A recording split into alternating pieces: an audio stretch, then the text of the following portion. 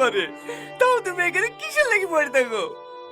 অবশেষে আপলোড হয়ে গেল পল্লিগ্রাম টিভি ইউটিউব চ্যানেলের সব থেকে জনপ্রিয় একটি নাটক হচ্ছেন শাওমা। এই নাটকটি প্রথম পর্বটি দেখে দ্বিতীয় পর্ব জন্য অনেকেই অপেক্ষা করে রয়েছেন যে দ্বিতীয় পর্বটি তাহলে কবে আপলোড করা হবে এবং দ্বিতীয় পর্ব কি কি ধামাকা হতে চলেছেন সকল কিছু বিস্তারিত জানতে পারবেন আজকের এই ছোট্ট একটা ভিডিওতে। আজকের এই ছোট্ট একটা ভিডিও যদি আপনি দেখেন তাহলে শাওমা নাটকের দ্বিতীয় পর্বটি তাহলে কবে আসবে তাহলে বুঝতে পারবেন। সো বুঝতেই পারছেন যে আজকের ভিডিও কত গুরুত্বপূর্ণ, ভিডিওটি না কেটে পুরো ভিডিওটা দেখতে থাকুন। হ্যালো ভিউয়ার্স, কেমন আছেন সবাই? আশা করি আপনারা সবাই অনেকেই ভালো আছেন।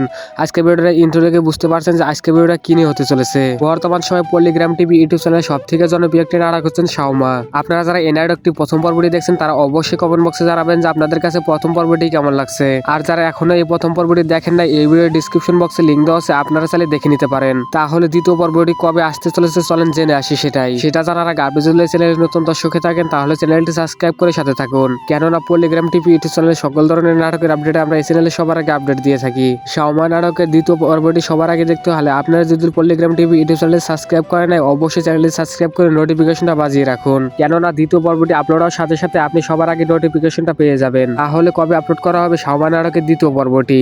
বন্ধুরা, এই নাটকটি শুটিং এবং এডিটিং এ কাজ করতে মিনিমাম 5 থেকে 7 দিন লেগে যায়। এটা আশা করা যাচ্ছে যে আগামী 5 থেকে 7 দিনের মধ্যে আপলোড করা হবে। সো আজকের ভিডিও দেখে বুঝতে পারলেন যে শাওমা নাটকের দ্বিতীয় পর্বটি তাহলে কবে আপলোড করা হবে। আপনারা চাইলে এই চ্যানেলটি সাবস্ক্রাইব করে সাথে থাকতে পারেন, কেননা শাওমা নাটকের দ্বিতীয় পর্বটি আপলোড হওয়ার সাথে সাথে আমরা চ্যানেলে সবার আগে আপডেট জানিয়ে দিব। ভিডিওটি আজকে এ পর্যন্ত, কি দেখা হবে অন্য কোনো নাটকের আপডেট নিয়ে। এ পর্যন্ত ভালো থাকবেন, সুস্থ থাকবেন, ধন্যবাদ।